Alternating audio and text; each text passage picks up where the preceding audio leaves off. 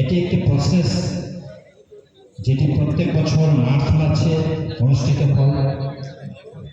এই বাজেটের মাধ্যমে এক বছরের যে প্ল্যান, রাজ্য সরকারের যে চিন্তাধারা এই বাজেটের মাধ্যমে বোঝা যায়। আমার পূর্ববর্তী বক্তা ব্যয় কমিশন বা বিভিন্ন উদ্দেশ্য নিয়ে বলেছেন। প্রথমত আমি এবারের বাজেটে ধলাই জেলা কি পেয়েছে তা একটু ডিসকাস করব। এবারের বাজেটে ধলাই জেলার আমবাসায় একটি জেনারেল ডিগ্রি কলেজ প্রতিষ্ঠা করার জন্য অনারেবল ফাইন্যান্স মিনিস্টার প্রণজিৎ সিংহ রায় একটি প্রস্তাব রেখেছিল। এই জেনারেল ডিগ্রি কলেজ আমবাসাবাসীর অনেক দিনের দাবি। আপনারা জানেন গন্ডাছড়ায় কলেজ আছে, কমলপুর কলেজ আছে, লঙ্কাইবেড়ি কলেজ আছে, আমবাসা কলেজ নেই। আমবাসা থেকে কমলপুর ছয়লেখা গন্ডাছড়ায় গিয়ে আমবাসার ছাত্রছাত্রীরা পড়াশোনা করতে হয়। আমবাসা থেকে কমলপুর কলেজে এসে পড়াশোনা করার জন্য সবার তো সেরকম ফাইন্যান্সিয়াল সামর্থ্য নেই।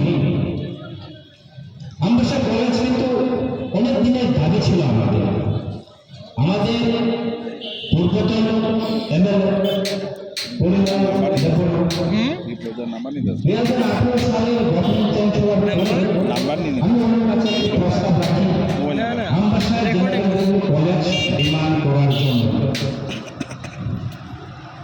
তো এবারে বাজেটে আমবাসা জেনারেল ডিগ্রি কলেজ করার জন্য প্রপোজাল রাখা হয়েছে। ধন্যবাদ রাজ্য সরকারকে, মাননীয় মুখ্যমন্ত্রীকে। এখানে বাজেটে আমাদের কমলপুর নড়াছড়া হসপিটালের জন্য কিছু রাখা হয়েছে, যেটি 2025-26 অর্থ বছরে ধলাই জেলার নড়াছড়া ও দক্ষিণ ত্রিপুরা জেলার রূপাইছড়িতে 10 শয্যা বিশিষ্ট প্রাথমিক স্বাস্থ্য কেন্দ্র এবং বিভিন্ন প্রাথমিক স্বাস্থ্য কেন্দ্র, কমিউনিটি স্বাস্থ্য কেন্দ্রের স্টাফ কোয়ার্টার নির্মাণের প্রস্তাব। যে কোনো হসপিটালে ডক্টর নার্স থাকে বলতে কোয়ার্টারে দরকার। ধন্যবাদ মাননীয় মুখ্যমন্ত্রী এবং মুখ্যমন্ত্রীকে যে আমাদের ধলাই জেলার জন্য এতটুকু চিন্তা করা। আপনারা জানেন আমবাসার এমএলএ চিত্তরঞ্জন দেববর্মা ধলাই জেলা হাসপাতালে একটি মেডিকেল কলেজ নির্মাণ করেছেন রিসেন্টলি বিধানসভাতে, এবং মাননীয় মুখ্যমন্ত্রী ওনার এই দাবিটিকে সহমত পোষণ করেন এবং আমবাসার আগে যে বিএলও ছিল দেওবাড়ি, সেখানে মেডিকেল কলেজ চালু করার জন্য চিন্তা ভাবনা করছেন। এইরকম আজকে আমাদের মাননীয় মুখ্যমন্ত্রী বলছেন। আমি এবারের যে বাজেট, এবারের বাজেট আরো অনেক কিছু আছে, ওটা যদি ডিসকাস করি তাহলে সকাল হয়ে যাবে। কর্মচারীদের 3% দিয়ে দিয়েছে। আপনারা জানেন জাস্ট কিছুক্ষণ আগে কেন্দ্র সরকার কেন্দ্রীয় কর্মচারীদের জন্য 2% দিয়ে ঘোষণা দিয়েছে, এই জাস্ট আধা ঘন্টা আগে। আপনারা জানেন ত্রিপুরায় কর্মচারীরা 8ম পে কমিশনের স্বপ্ন দেখছেন। কিছুদিন আগে ষোড়শ পরিকল্পনা কমিশনের নেতৃত্বরা ত্রিপুরায় এসেছিল।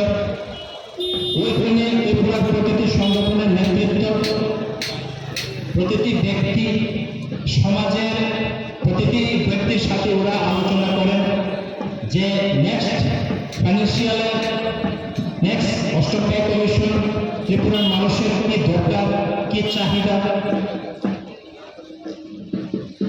বিভিন্ন সংগঠনের নেতৃত্বরা কমিশনের নেতৃত্বের সাথে আলোচনা করেন এবং ত্রিপুরার প্রতিটি সংগঠনের নেতৃত্বরা ত্রিপুরার কর্মচারীদের জন্য অষ্টম পে কমিশন, ত্রিপুরায় যারা রাজ্য সরকারের অন্তর্ভুক্ত অনিয়মিত কর্মচারী, কেন্দ্রীয় প্রকল্পে যারা চাকরি করছেন সেই সব কর্মচারীদের নিয়মিত করার জন্য টেপ অ্যাসোসিয়েশন, যারা টেপ শিক্ষকরা 5 ইয়ার যে তাদেরকে ফিক্সড রাখা হয় সেই ফিক্সড তোলার জন্য কমিশনের নেতৃত্বদের সাথে আলোচনা করেন এবং কমিশনের নেতৃত্বরা রাজ্য সরকারের সাথে এই বিষয়ে আলোচনার জন্য সহমত পোষণ করেন। আমার মতে আমরা আগামী দিন ত্রিপুরার শ্রমিক কর্মচারী ভাইদের জন্য রাজ্য সরকারের কাছে শ্রমিক ভাই এবং